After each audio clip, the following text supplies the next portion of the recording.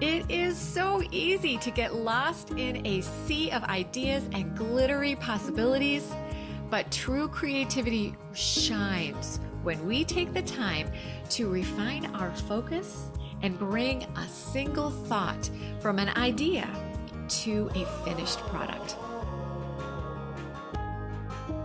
Welcome to the BDI Create Today podcast.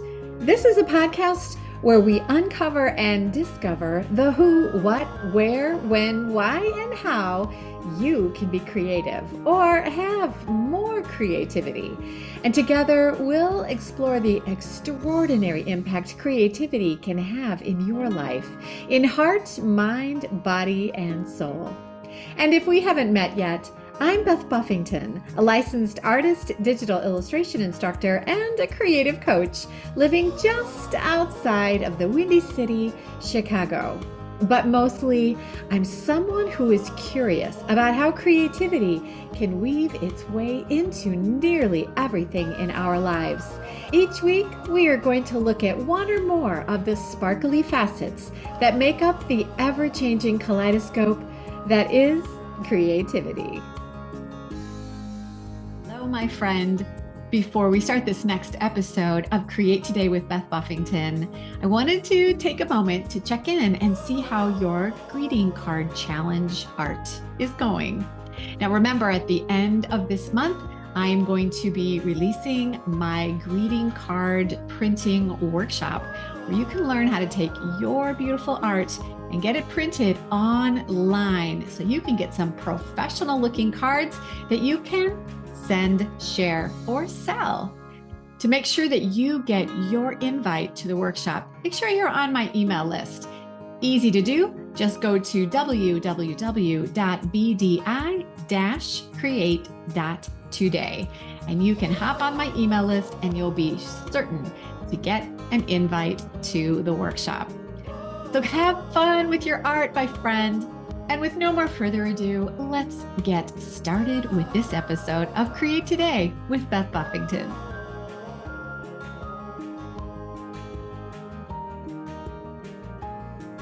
Hello, my creative friends. Welcome back to another episode of BDI Create Today. This week, we continue our exploration of the 4 stages in my Going FourWords creative process.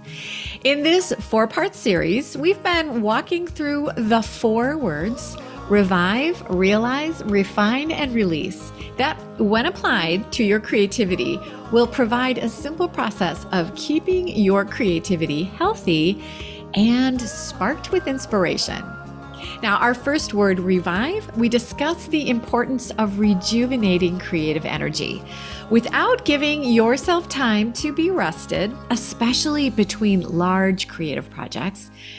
It is nearly impossible without this rest to reach your full potential with your creative passion. So, my friend, remember to take time to revive. Our second word, realize. And in this stage, it's all about becoming aware of our world, the sights, the sounds, textures, colors, tastes that we encounter daily. It's all about taking ourselves off autopilot and then embracing our childlike curiosity. And that, my friend, will allow us to actually see and collect all the creative treasures that are hiding in plain sight in the world we live in. So today we're moving forward into our third word, and that word is refine. Now, the refine stage, well, it's simply choose one of your ideas that you've collected and do the work. But oh, if only creativity was that easy. Pick and choose and do the work. Oh, that sounds simple, right? And sometimes that actually happens. An idea is calling to us on a megaphone, and we have no choice but to work feverishly on that one particular idea. But often we spend countless hours looking at all the great ideas we've collected, and we choose, and then we start, and then we stall, and then we stop, and then we choose another idea, and we start, and then we stall because we think, is this really what I want to work on? And then we stop, and then we do this start, stall, and stop procedure over and over and over. We often let shiny objects distract our attention by thinking, ooh, wait, I have a better idea. And so we stray off to that shiny thing. Or we begin to doubt our ability to finish a project that we've started because we look at the beginning stages of this project and we think to ourselves, oh my gosh, I am creating like a 2-year-old. And we convince ourselves that this particular idea is not worthy of completion. Hello, imposter syndrome, and hello, super loud inner critic. Now, in this episode, we are going to chat about ways to make a decision and then discuss how we can remain focused on working on that one choice so that we can actually complete our project. Okay, so let's be really honest. Raise your hand if you have ever bought a bunch of art supplies or craft supplies to create this amazing idea that you have. And then you start, and then you stop, and you find yourself buying more art supplies for yet another great idea that you just got.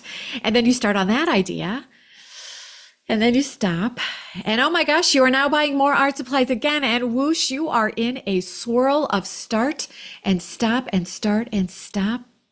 And the result is a lot of projects that are started and never quite finished, and a closet full of really cool art supplies or fabric or brushes or whatever your latest, if I get this, my work's gonna be amazing thing, whatever that might be. But your inner critic is sharply telling you that you never finish anything. And your imposter syndrome makes you think that everyone else on Instagram is a great artist because they have finished every project they have ever started, and their end result has always been pure perfection. And the consequence is your creativity is now feeling a bit battered and bruised. My friend, if you could look around right now at all the creatives listening to this episode, you would see a lot of hands raised. A lot. Now, I'm not a crafter by trade. Most of my art is drawn on my iPad, but I can tell you that you are in good company with me today. I have a lot of projects that are in a multitude of stages in my iPad for a multitude of reasons. And often the reason is I just didn't like what I drew, right? Does that happen to you? And that is why I did this intense review of how I work creatively. And I determined what I needed to do and how I needed to do it in order to get my creative muscles fit and flexible and working their best, especially when I most need to be productive, because I often need to finish my projects. So I discovered that I needed these 4 words to get organized and working at my best. I needed to revive and be rested so I could be at my best. I needed to be able to realize so I could see and collect that next great idea. And I needed to be able to take time to refine or work on an idea until it was complete. So I want to explain why I chose the word refine for this get the work done stage. When I explored the word refine, here are the definitions that were included in this one powerful word. Definition number 1, to refine, to reduce to a fine or pure state and separate from extraneous. Definition number 2, to attenuate or reduce through vigor and strength or validity by polishing or purifying. Definition number 3, refine, to treat or prepare so as to put in a usable condition. Definition number 4, to improve or perfect by pruning or polishing. Definition number 5, refine, to make more complex, intricate, or richer. And definition number 6, refine, to make more precise or to increase the discriminatory powers of. These definitions explain the choosing and the work involved to take a rough idea and then sculpt it and mold it. And then my favorite part, to improve and perfect this idea into a creation that is in, and I quote, a usable state by using your creative authenticity. So when you refine, you are creating work that is going to be useful and beautiful for your end user. Is your work going to be a gift? Think about who the gift is for. Is it going to be decorating a house? Think about the house that it is going to decorate. Is it going to be sold to a customer? Think about that one customer who will delight in your finished project. My friend, it is so easy to get lost in a sea of ideas and glittery possibilities, but true creativity shines when we take the time to refine our focus and bring a single thought from an idea to a finished product. So, are you feeling intrigued? Let's explore how we can effectively choose our next project and stay focused as you refine your idea into something lovely. First, you need to choose what to work on. You've just spent time realizing, which means that you now have a vast collection of possible ideas for your next masterpiece. How do you pick that one idea? Choosing the next project can be challenging when you have multiple ideas collected, or you have several thoughts swirling around in your mind, or you need to just figure out what to start working on, and you're not sure which idea you should choose. Here are some creative ways to help you narrow down and choose your next project. Number 1, create a mind map. This is a great exercise if you're experiencing creative block, when even the ideas from your realized phase are leaving you uninspired or overwhelmed. Visualizing your thoughts about what this project should be is going to help you see connections and identify your most compelling project. So if you're not certain what a mind map is a visual tool you can use to organize your ideas. You start by writing down a main idea about what you'd like to accomplish with this particular project. So in the center, you're going to write down this one idea, and then you're going to draw lines out to related ideas. What does this main idea make you think of? Write down that word. And then that word, what does that word make you think of? Write down that word. Each of these related ideas are going to branch out into more details that will help you flush out your idea. A mind map often looks like a tree with your central trunk being that main idea, our main thought, and then many branches that are those extraneous details or additional thoughts that will help you see connections and organize your thoughts clearly so you can flush out that one idea. Number 2, project evaluation matrix. Now, this sounds tricky, but it is simply making a list of all the ideas that you're considering and then rating each one based on different factors, like how excited are you about doing this particular idea? How easy is this particular idea going to be to do? And how much impact will this idea have for your end user?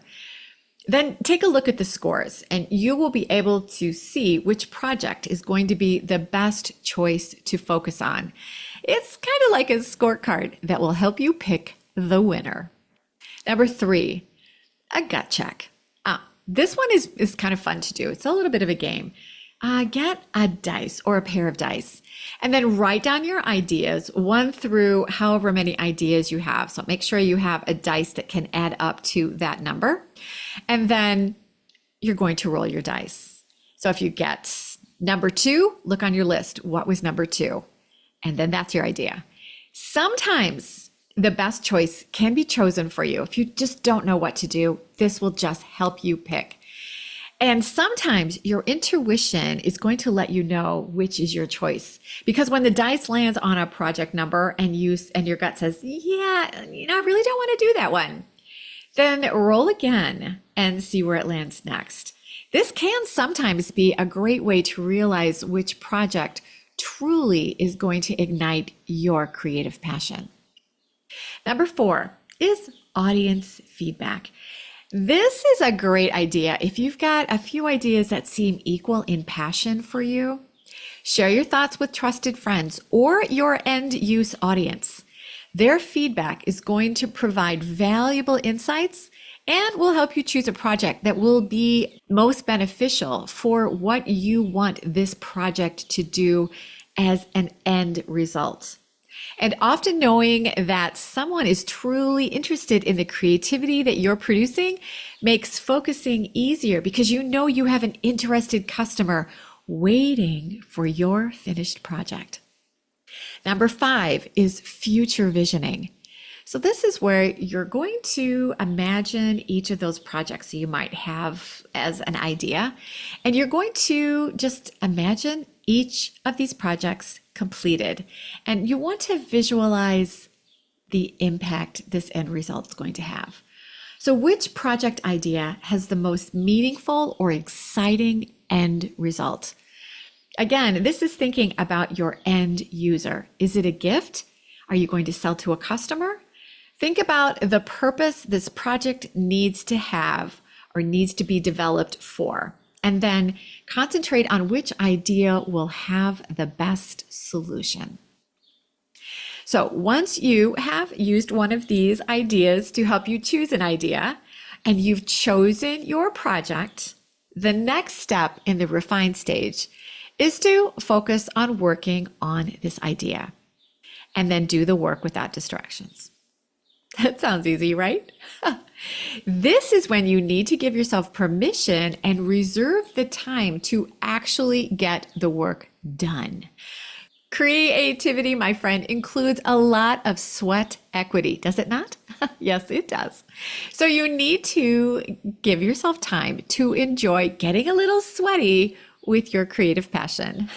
And here are some creative strategies to help you stay on track as you start to work. Idea number 1 to help you stay on track, to help you focus on this refine stage where you are getting the work done. Here's number 1, the Pomodoro technique.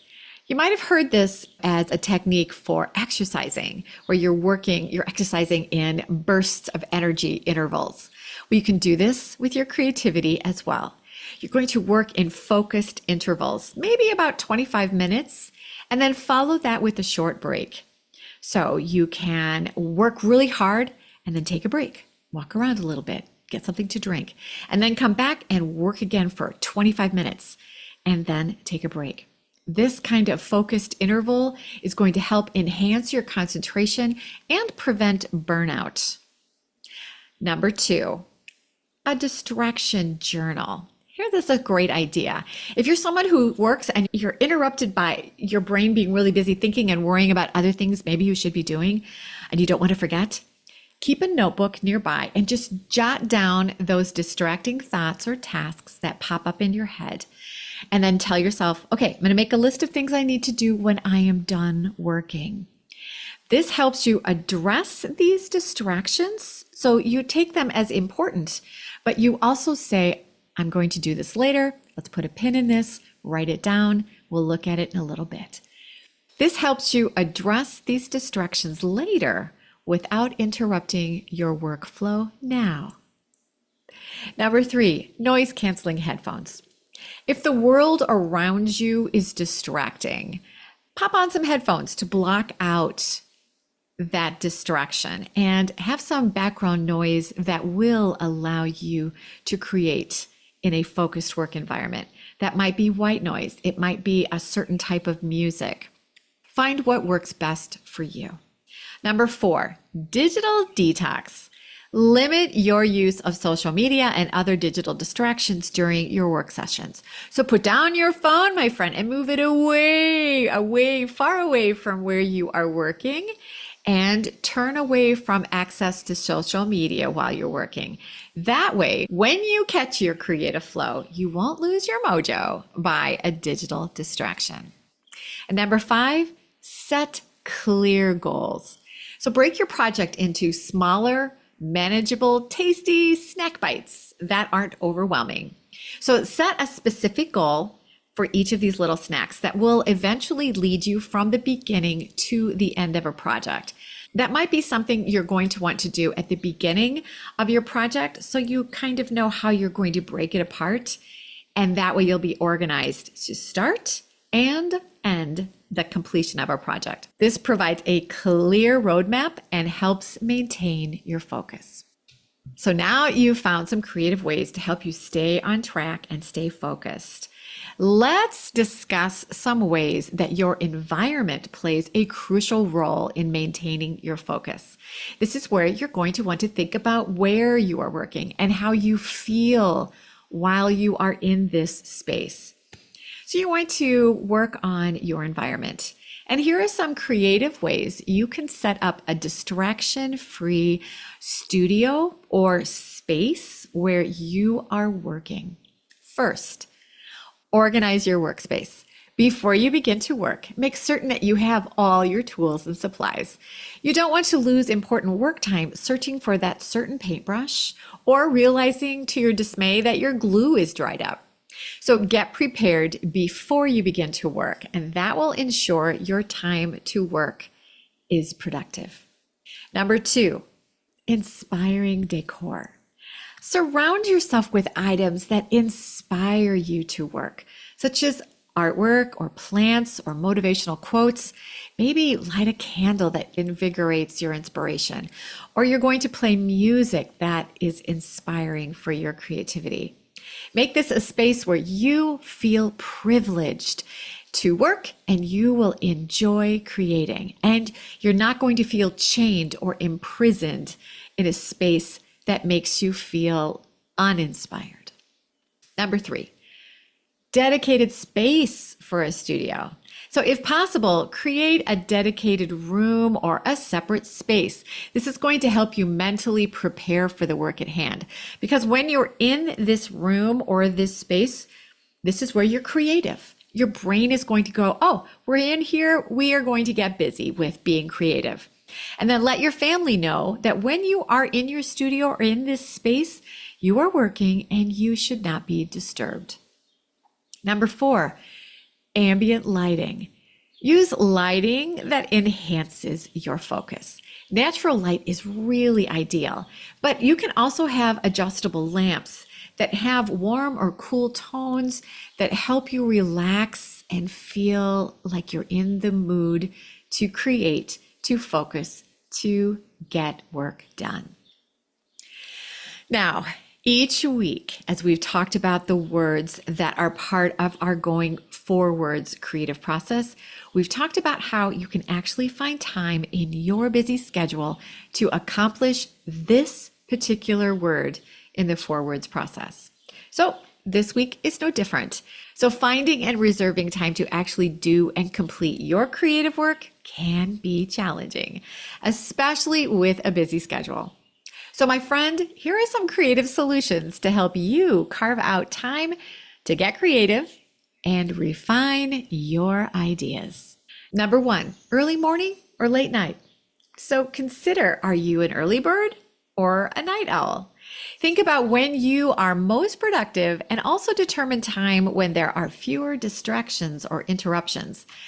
This could be decided simply by when your children are napping or when they are at school, or you have just had your first cup of coffee, or after everyone has gone to bed.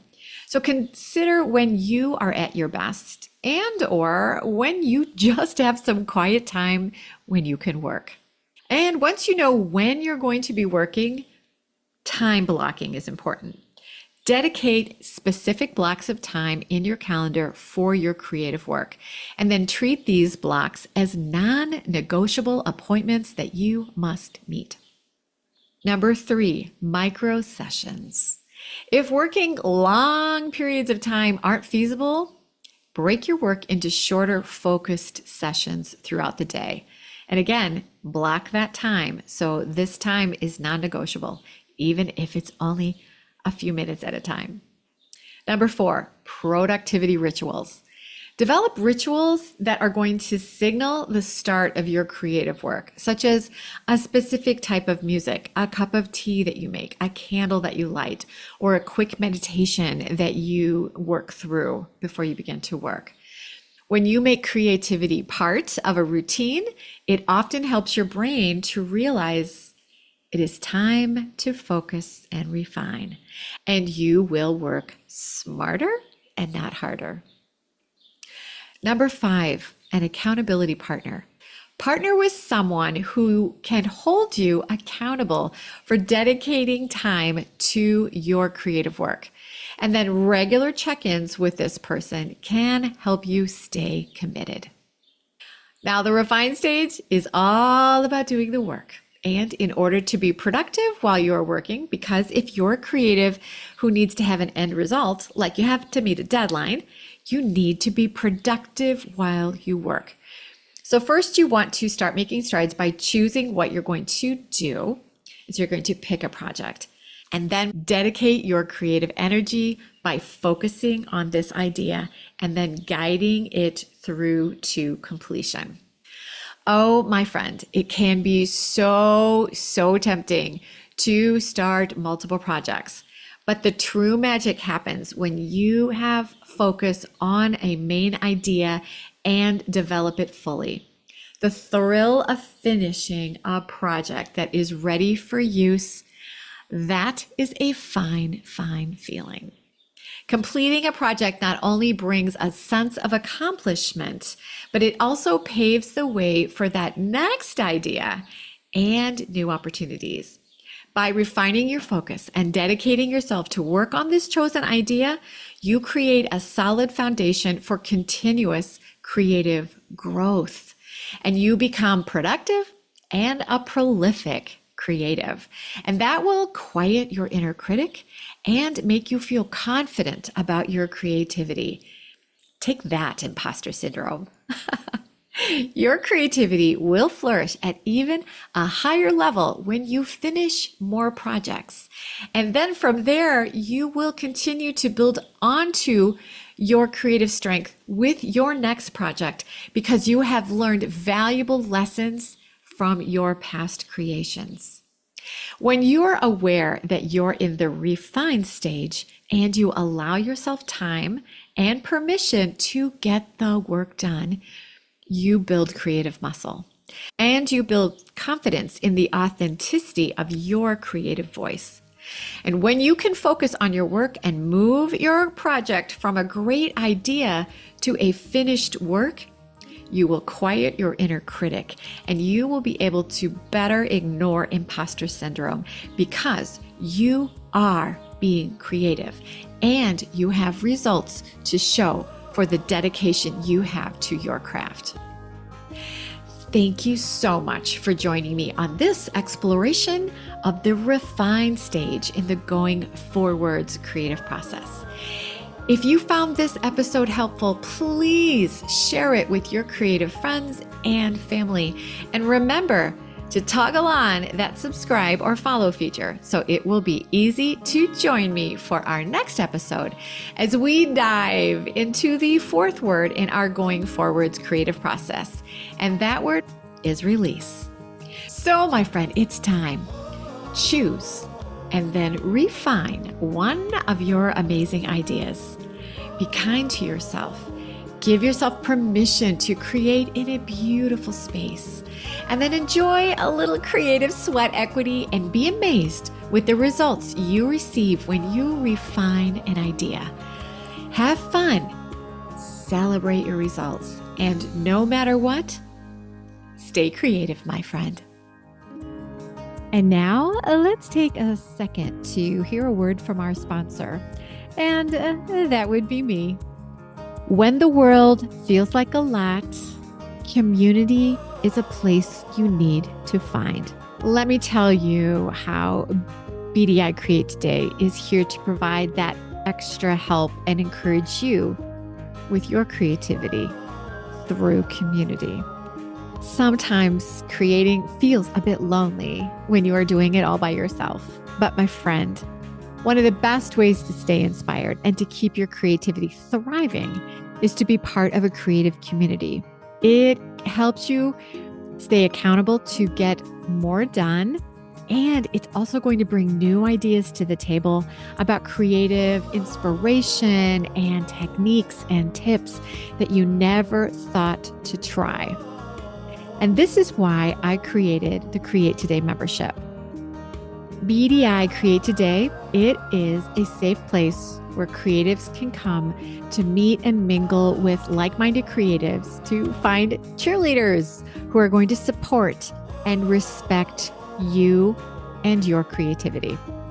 Inside the Create Today membership, you get inspiration and tips and unique creative ideas to keep your creativity challenged, ignited, and alive, and still happening on a daily basis.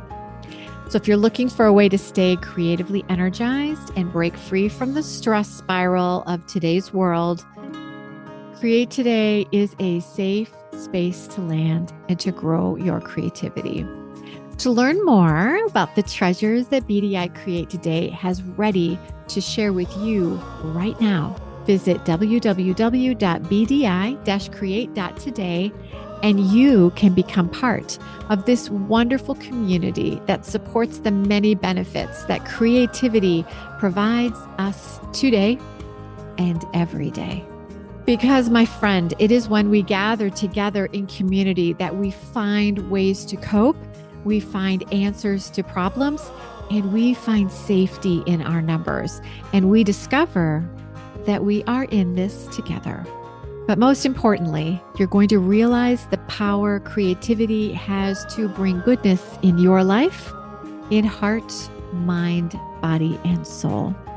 I am so grateful that you are here. And if you know someone who could benefit from today's message, please share this podcast and take a peek at past episodes to find other treasures about you and your creativity that can add more strength and power to your well-being. Remember, it is important for your overall well-being for you to stay creative, my friend.